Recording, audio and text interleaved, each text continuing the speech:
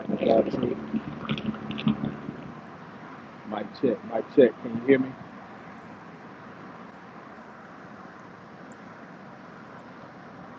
Can you hear me? 1, 2.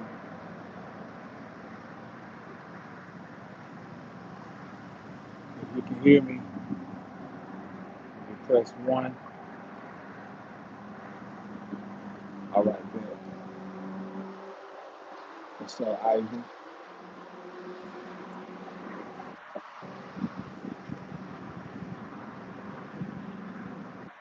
Okay, bet. Thank you, Dark Truth. All right. I want to do this video real quick for who somebody left a comment and they asked, "What's the benefit of studying astrology?" And there's no way I can answer that in a single video, and definitely not in this setting. I'm out and about, kids taking a nap. Um, in the truck. This is an old school video. I used to do these like this, a while back. Be out while I used to do a lot of videos driving, and I would do some while the kids would be napping and whatnot. So let's see how long I got. So, but either way, this is just gonna be something quick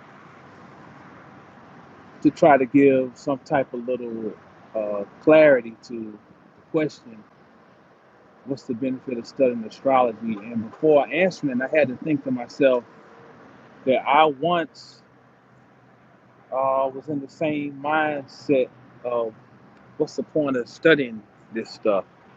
Because when you're all into something, of course, you see all the benefit and you're thinking, how could somebody not see the benefit of this stuff? And I had to remember that hell, I didn't always see the benefit of it.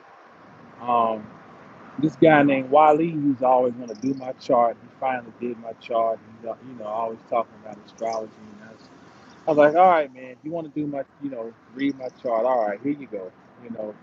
But it's funny that here at this juncture, now, I've become so fascinated and borderline fanatical about it, okay? So, but the way I'm going to answer this question is I'm just going to show you some things that I use and apply in my life, and I'm going to show you how they relate to astrology, all right? What's up, Wise Family? So, I want to read, first and foremost, I'm going to read something out of this book. Shout out to Brother Williams, sent me this book. I always acknowledge the brother who sent this book, Animal Speaks. And I'm trying to get to where my phone won't tip over on my truck. Okay, I want to read something out of here. It's about the ants. And the reason I looked this up is because, like down here in Texas, we always got ant hills, but to me, it seems like the ant hills are more prevalent than of late have become more prevalent, put it that way. Okay, so something told me go and look up the ants.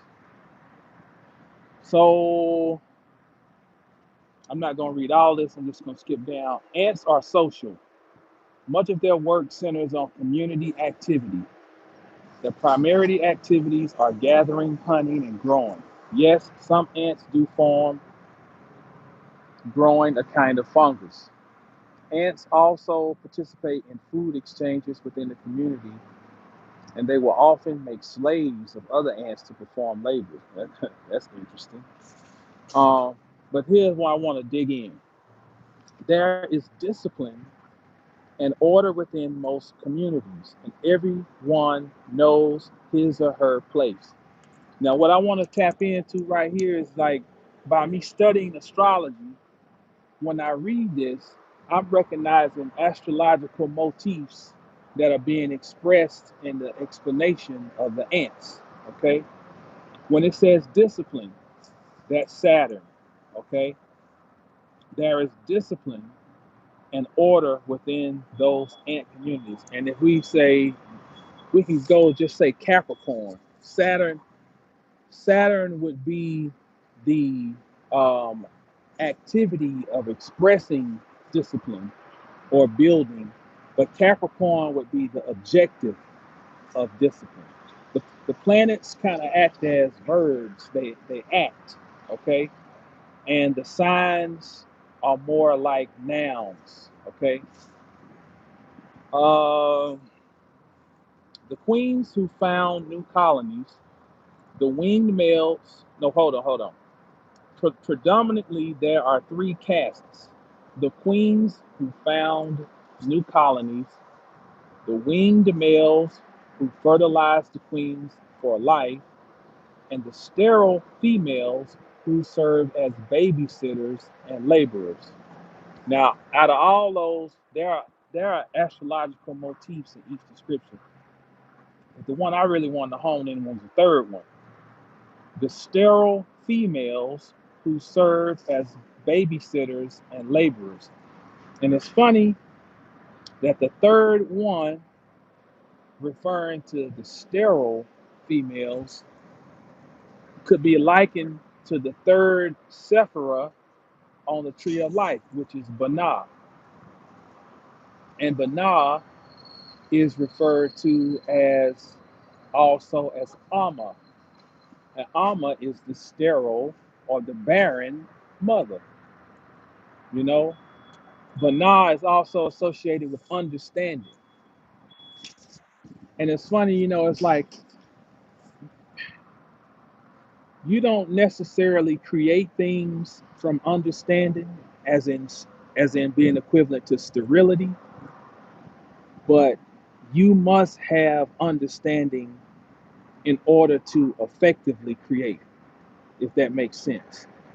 It's like before, if creation is likened to being full or bearing something,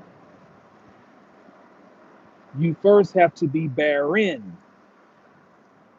Say that again. If creation is likened to bearing or carrying something, you first have to be barren or without the ability to carry before you can carry. It's like the thing in the Old Testament when they talk about the unleavened bread.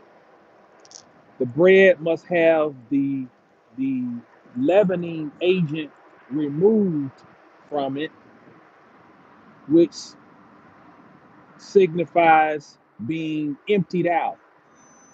And before you can be filled up with something, you got to be emptied out of what was there. You know, you can't have both the old and the new occupying the same space. That's the way I interpret that. Okay, the queen ant has wings and its ability of flight until fertilized.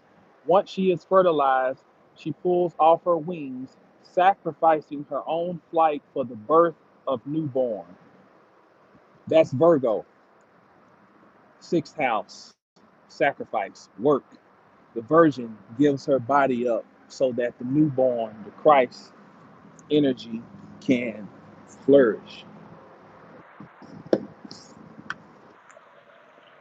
Hold on 1 second.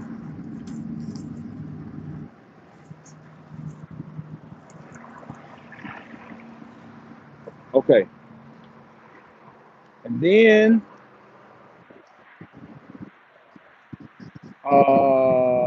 let me skip down. It says the queen usually dies every 12 years. Those with ant totems may find that the cycle of industriousness and building of goals may increase over a period of 12 years. The cycle of 12 days, months, years will be of significance. For those who are into numerology, this would be a beneficial number to study if the ant is your totem. Okay, me personally, and well, for everyone collectively. Jupiter is the planet that is associated with the number 12. Why? Because in essence, Jupiter has a 12-year cycle. Jupiter stays in the sign roughly about a year. 12 years ago, whenever Jupiter ingresses a new sign or enters a new sign, you are starting a new 12-year cycle, because roughly it would have been 12 years ago that it would have been in that sign. Like right now, Jupiter is in Pisces. So the last time Jupiter was in Pisces was like 2009, 2010. And that's around 12 years ago, 11, 12 years ago. So again, by me studying astrology, when that number 12 is emphasized in like three different places as it relates to the ant, I'm thinking Jupiter. Now I'm going to go look at Jupiter in my chart. Okay. I'm also going to look at Saturn in my chart. I'm going to look and see what planets are in the sign of Capricorn in my chart. I'm going to look at the sixth house, which is the Virgo house in my chart. And this really, really, really speaks to me. You know, my chart tells me that I never suffer in vain. I never toil in vain. My work, although it may seem like it's in vain, my work is not in vain because I have Jupiter in Taurus in the sixth house. I have the planet of expansion in the house of sacrifice, um, and quote unquote suffering, work, toil, health, in the sign of value. So I express my sense of value in my body and my place in the world by my willingness to do the quote unquote work.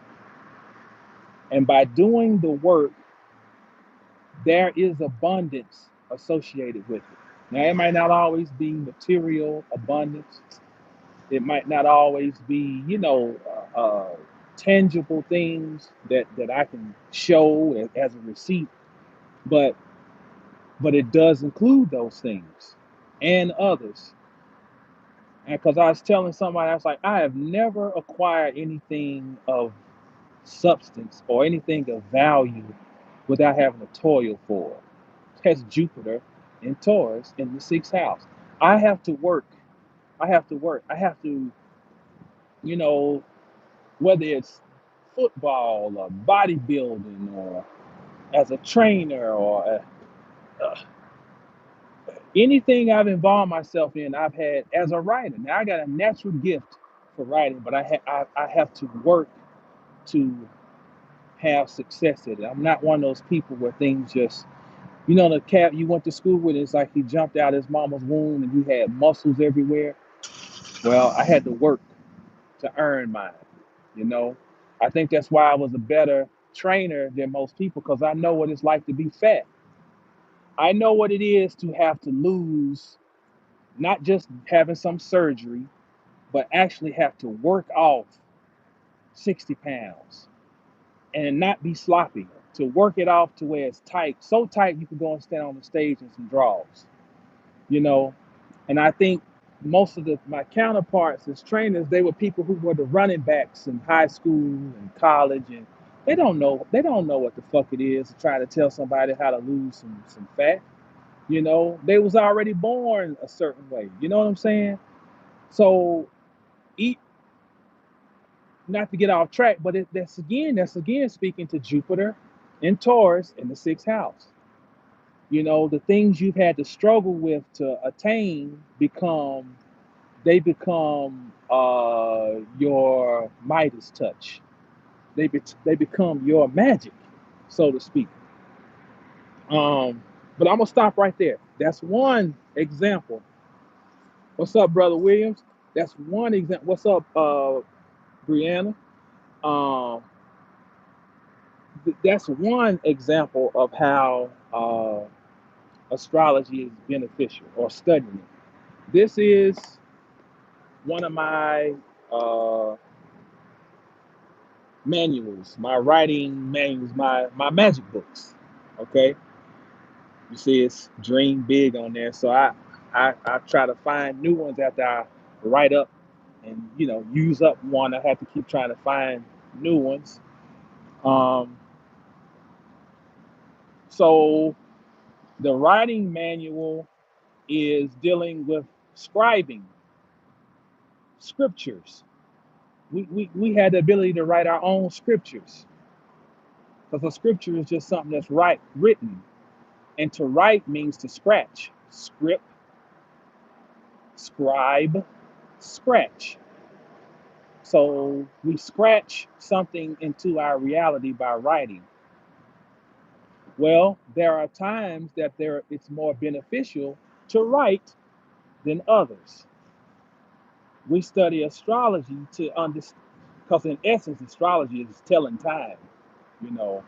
So if I want to write something and I want to take advantage of a certain energetic flow, then I need to know what time it is on the cosmic clock. I need to know not just when the moon is new, but based on what I want to accomplish, I need to know what sign the moon is going to be in, what degree the moon will be in when it's new. How does that relate to my chart? This new moon that we just had on the 11th was at 22 degrees of Taurus. And I'll share this. The Jupiter that I was just talking about in my chart is at 22 degrees of Taurus. So the new moon set down or transited my natal Jupiter. So in Jamal's mind, I said, I can't miss this opportunity. I'm taking advantage of this, and I'm going to make sure I really, really think through what I want to scratch into reality starting at this new moon. So there's your second benefit of studying astrology. Okay. Third benefit of studying astrology is that you would not, in good conscience, or if you know anything about business, you would not start a business without a business plan. Okay. Before you can run a business in the world, you have to run the business of your home. See, I'm glad I'm here because phone would have been on its side right now. These are charts, okay, for my family. Okay, so these are like business plans. Okay, so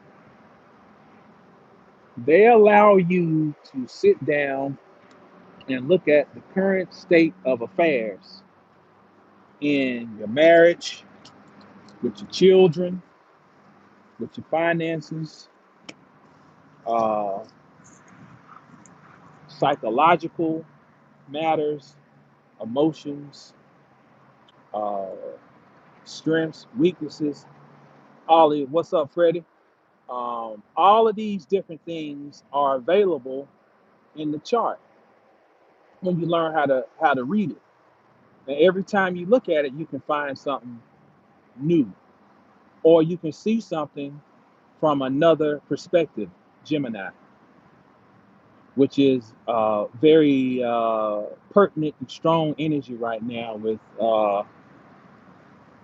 let's see, Sun, Mercury, um, Sun, Mercury, and Venus in Gemini, and the North Node in Gemini right now.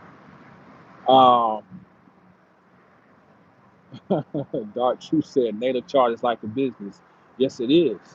The most important business, the business of you and the people that you give a damn about. That's right. It is a business. Uh, Brother William said, crows been showing up on my animal totem. Yeah. Um, I was reading up on the crows about a year ago. They was popping up there. You know, sometimes I can't distinguish them between ravens, but I think that their signatures are similar, if I remember correctly. I'm gonna have to go back and read up on those crows. Now, you might have heard a famous quote that says, "Millionaires use their brains, billionaires use their astrologers." Or also been stated as uh, um, it's been stated as billionaires do astrology. You said millionaires don't do astrology, billionaires do. Well, I think both of those statements were made up.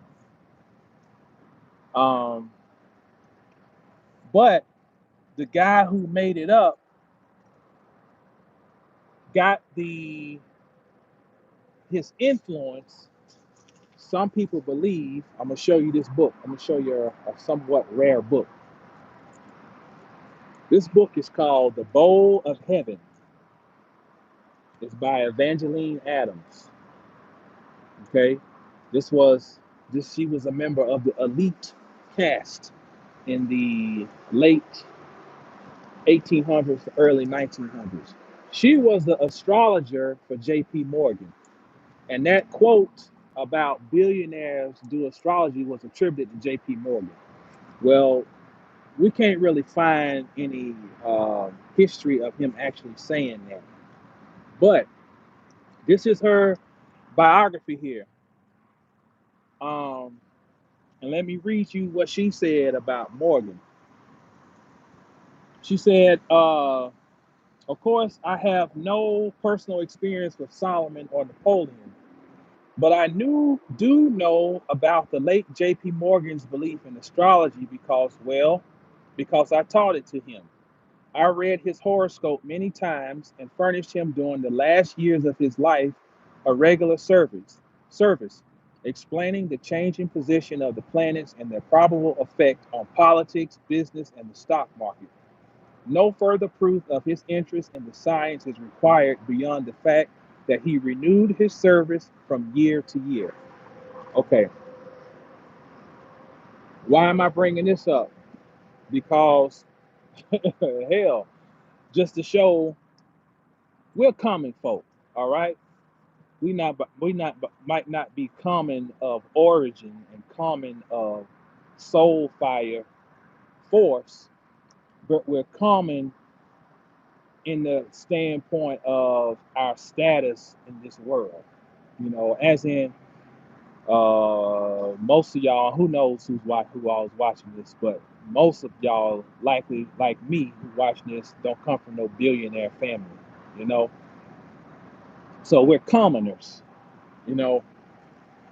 So the point of this is that it shows how the affluent have been using this science to help to maintain their position. Now they may have acquired their position through rummaging and pillaging and raping and stealing and killing and whatever else diabolical measure you wanna name. But they've used the science to maintain their position because the science is neither good nor evil. It's a tool. Just like if I turn on the eye on my stove and I want to burn your damn hand, it doesn't make the stove evil. It makes it the question. What comes into question are my intentions, you know. Or I can use the I don't know why I'm getting this beeping. I don't know if my headset's about to go dead. Or I can use the same burner to create a delicious meal. Same thing with astrology. It's a tool, and it can be used nefariously, or it can be used to promote harmony. All right, books. Of course, it's impossible to show a full array of astrological books, but I'm gonna show you two. Um, this is a very good one. Stephen Arroyo. If you get his book, Stephen Arroyo, and this book is Astrology, Psychology, and the Four Elements. You know, he does an excellent job of breaking down the essence of the four elements and the psychological impact they have or significance of them. What I did was uh, I go back here in this book. He's got these little charts. You know, here's one of them: functions of the planets and the signs. Okay, what I do is I go and make me a go in Word and make me a document, color coded document with all these different things listed out. That's how I. One of the ways I learn. I'm an auditory, visual, and tactile learner. So I use that to incorporate the visual aspect of the learning. But sometimes when you just read charts in a book, you know, things of that nature, they don't stick as much. So that's something I do, you know, to so I can have them to refer to over and over. Here's another good one, Stephen Forrest, The Inner Sky. You know, this is an excellent book. Maybe I don't know. It might be more intermediary. I don't know, but I think anybody could read it. Um, I think it's another excellent book. He does take a very poetic approach to how he explains things, and some people are turned off by that. But I like it because we live in a world that's governed by prose, and I'm borrowing this from my cousin. Um, but it's time to live in poetry. We've been living in prose. It's time to live in poetry. And so you need a book that takes a different perspective because you can find a million books that tell you the same things over and over about the aspects. They'll tell you, "Oh, Gemini is communication. It's exchange. It's the marketplace. It's games. You know, all the basic things you can get." But here's an example how what he'll say. He'll say, "Yes, Gemini is associated with communication, but before you can communicate, there must be perception. So Gemini is first about perception before it is about communication." Now, just little subtle things like that can help you tell if you're just looking at your own chart. It just gives you um, a greater field of understanding, you know, just to add, and it's not about it being right or wrong. It's about, and here's a Gemini word, perspective. Just gives you another perspective. Um, but that's it. That's real quick about some benefits of studying astrology. Of course, this is not supposed to be exhaustive, um, so I want to be clear about that. But ultimately, you know,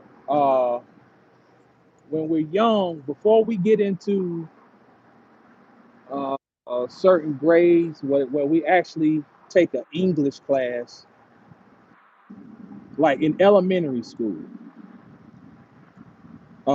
English is referred to as language arts, and that might be the most truest expression of what studying language is. It's or what studying astrology is. It's language arts. You know, astro, star, logi, which can be science, can also be interpreted as language.